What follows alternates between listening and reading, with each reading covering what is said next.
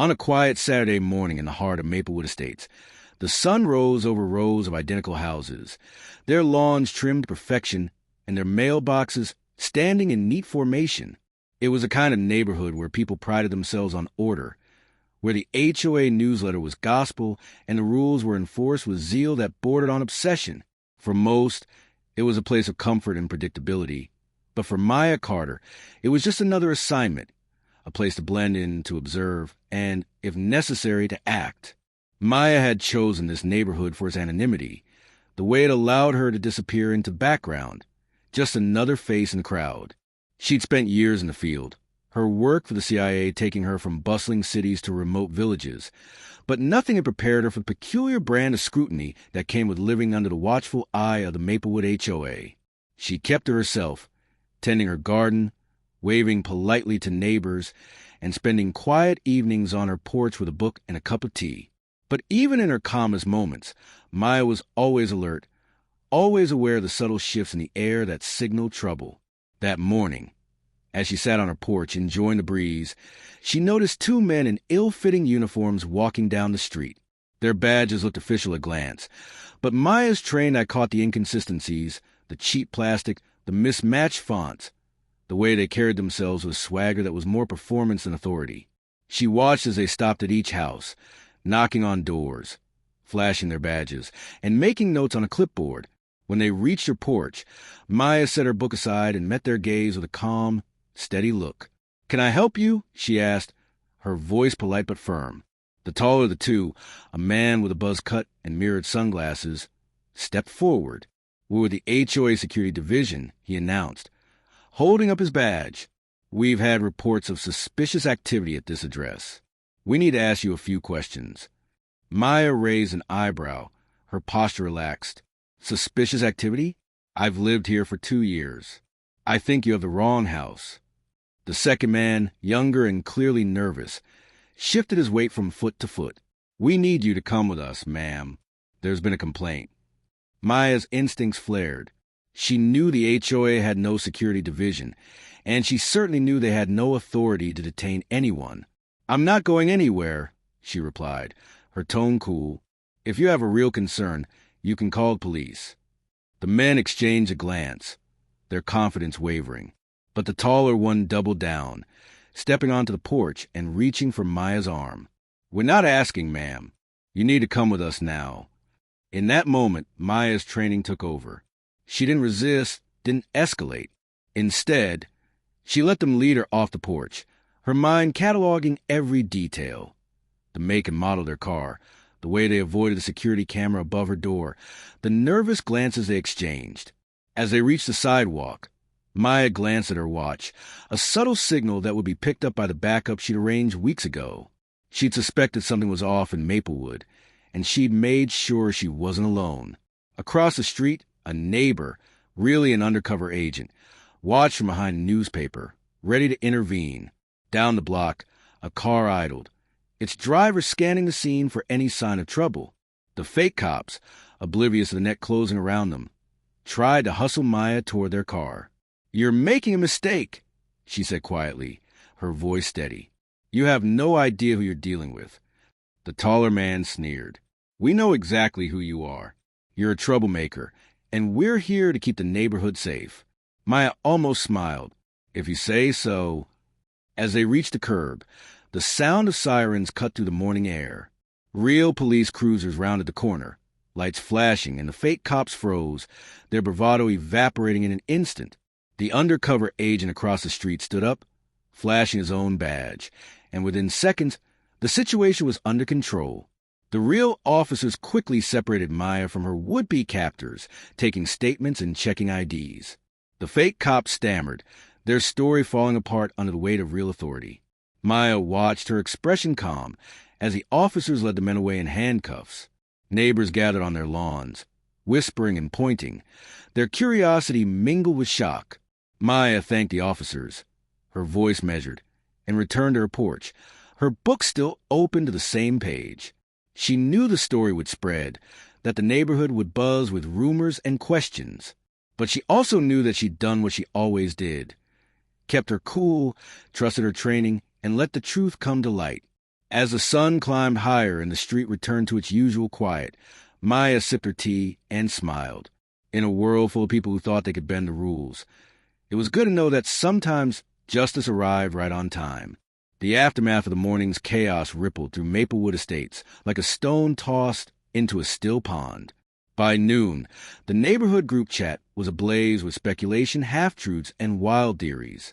Some neighbors were outraged that police activity had come to their quiet street, while others were more concerned about the revelation that the so-called HOA security division was nothing but a sham. Maya watched the digital drama unfold with a mixture of amusement and caution. She knew that in communities like this, perception was everything, and she was careful to keep her own comments measured and factual. She posted a brief message thanking the real officers for their swift response and reminding everyone to verify the credentials of anyone claiming authority. The response was mixed. Some thanked her, others grumbled about outsiders stirring up trouble, but most seemed genuinely unsettled by how easily the fake cops had fooled them. That afternoon, Maya received a visit from Linda, the HOA president, who arrived on Maya's porch with a forced smile and a clipboard clutched tightly to her chest. "I just wanted to check in," Linda began, her tone overly sweet. "We're all a bit shaken up, you know. I hope you're all right." Maya nodded, her expression unreadable. "I'm fine, thank you. I hope the board will be more careful about who they let represent the HOA in the future." Linda bristled, but quickly recovered. Of course. We're reviewing our procedures. I just hope this won't reflect poorly on the community." Maya met her gaze, her voice calm but firm. "It's not the community's fault, Linda, but it is a wake-up call. People need to know their rights, and their neighbors." Linda hesitated, then offered a brittle smile and retreated down the steps, her composure rattled. As the days passed, the story of the fake HOA cops became the talk of the town. Local news picked up the story, and Maya found herself fielding calls from reporters, lawyers, and even a few curious federal agents who wanted to know how she'd handled the situation so smoothly. She gave little away, always careful to protect her cover, but she made sure to emphasize the importance of vigilance and community awareness. Meanwhile, the Real police launched an investigation into the two imposters, uncovering a string of similar incidents in nearby neighborhoods. The men had targeted homeowners they thought would be easy to intimidate, mostly women, the elderly, and people of color. Maya's calm resistance and the swift arrival of her backup had not only protected her, but had also exposed a larger pattern of abuse. The neighborhood, shaken but grateful, began to rally around Maya. Neighbors who had once kept their distance now stopped by to offer thanks, cookies, or just a few words of support. The Martins from next door brought over a casserole, and even a gruff old man down the street tipped his hat in respect. Maya accepted their kindness with grace, but she never let her guard down. She knew that trust, once broken, was slow to rebuild. She also knew that her work wasn't done. She quietly organized a neighborhood safety meeting, inviting the real police to speak about how to spot fake credentials and what to do in an emergency. The turnout was bigger than anyone expected, and the conversation was honest, sometimes uncomfortable, but ultimately empowering. People shared their fears, their frustrations, and their hopes for a safer, more connected community. Maya listened, offered advice, and reminded everyone that true security came not from rules or uniforms, but from looking out for one another. As the meeting ended and neighbors lingered to chat, Maya felt a sense of accomplishment. She hadn't chosen this fight, but she'd met it head-on, and in doing so, she'd helped her community find its voice. That night, as she sat on her porch watching the stars, Maya allowed herself a rare moment of peace. She knew there would always be challenges, new threats, new faces, new tests of her resolve, but she also knew that she was ready. She was more than just a resident of Maplewood Estates. She was a protector, a leader, and, above all, someone who refused to be intimidated by those who mistook fear for power. In the weeks that followed, the neighborhood's transformation was as subtle as it was profound. The incident with the fake HOA cops had left a mark, but it also sparked a new sense of vigilance and unity among the residents. People who had once kept to themselves now greeted each other with nods and small talk, and the old invisible lines between old-timers and newcomers began to blur. Maya noticed a change every time she walked her dog or tended her garden. Neighbors who had once looked past her now stopped to chat, ask for advice, or simply say thank you. The safety meeting she'd organized became a monthly event, with rotating speakers from the police, fire department, and even local legal aid. The focus was always on empowerment, how to recognize real authority, how to protect your rights, and how to support each other in times of uncertainty. Maya was careful to keep her own background in the shadows, but her calm leadership and clear thinking made her a quiet pillar of the community. Linda, the HOA president, tried to reclaim her old authority, but the neighborhood had changed. The board was pressured to be more transparent, and residents demanded a say in decisions that affected their lives. The security division was officially disbanded, and the HOA bylaws were reviewed and rewritten with input from everyone, not just the loudest voices. Maya was invited to join the committee, and though she declined a formal role, she attended every meeting. Her president reminded her that real strength came from knowledge and preparation, not intimidation. The investigation into the fake cops continued, and the police credited Maya's quick thinking and the backup she'd arranged for preventing what could have been a much worse outcome.